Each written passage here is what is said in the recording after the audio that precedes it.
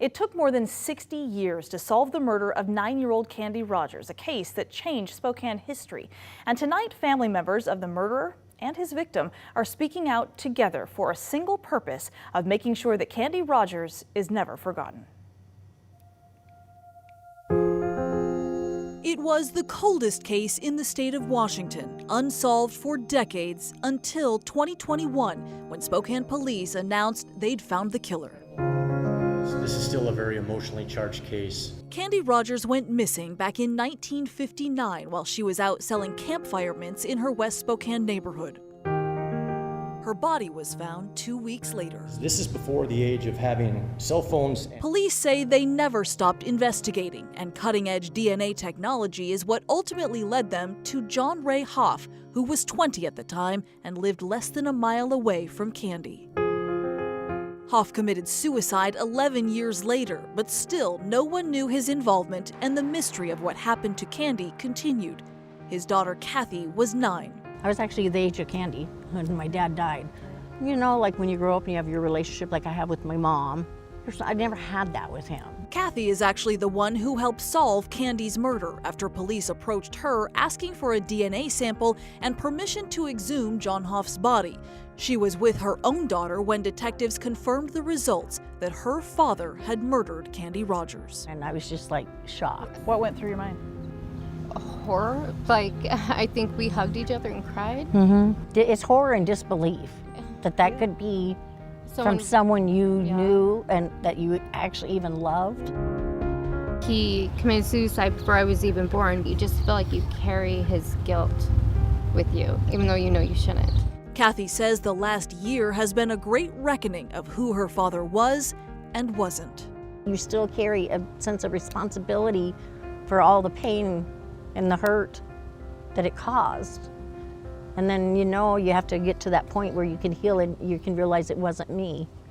I'm so sorry. I carry great feeling about what he did to that family.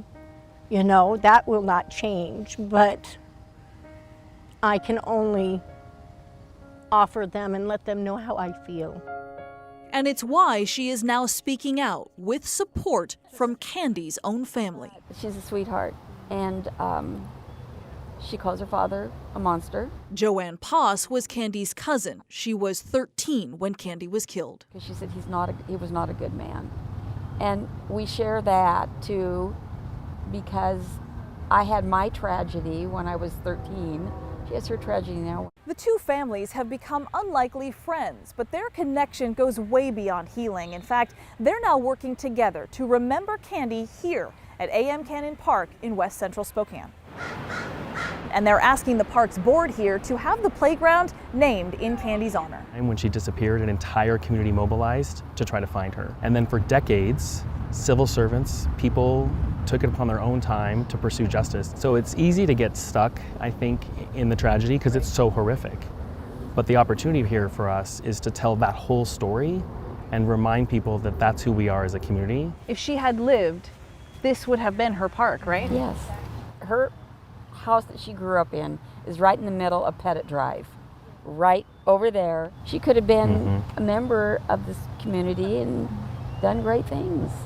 So let's use her name and remember the good things. And now joining the family's effort is Sarah Ferris of Spokane's influential Ferris family. Yes, the same Ferris family that is the namesake for Ferris High School and the Ferris Perennial Garden at Manitou Park. Why do you think it's important to remember her legacy and to remember what happened and not to shy away from it?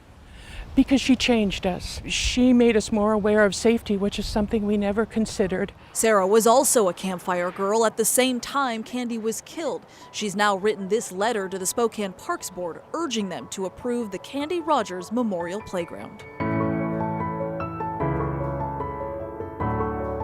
Even in the darkest of circumstances, there's always a light, and Cathie was a light.